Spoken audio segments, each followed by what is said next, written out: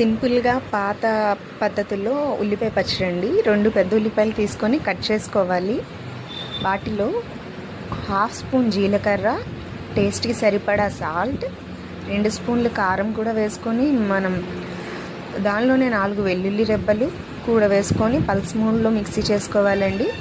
దానిలోనే 1 స్పూను నానబెట్టిన చింతపండును కూడా వేసుకొని మిక్సీ చేసుకోవాలి. ఇంకొకసారి ప్యాన్ తీసుకొని 2 స్పూన్స్ ఆయిల్ వేసుకొని దానిలో 1 స్పూన్ పచ్చిశనగపప్పు, 4 దంచిన వెల్లుల్లి రెబ్బలు, 1/2 స్పూన్ ఆవాలు, 1/2 స్పూన్ జీలకర్ర, 1/2 కప్పు కరివేపాకు కూడా వేసుకొని ఫ్రై చేసుకోవాలండి.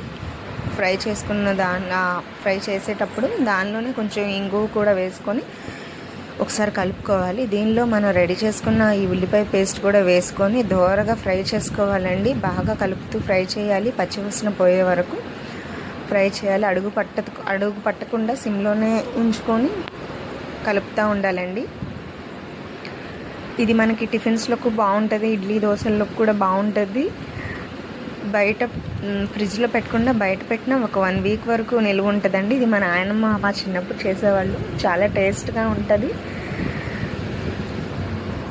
పిల్లలు కూడా తినగలరండి. ఇది బాగా ఫ్రై అయితే బ్రౌన్ కలర్లోకి వచ్చేస్తుందండి. ఆయిల్ పైకి తెల్లిద్ది.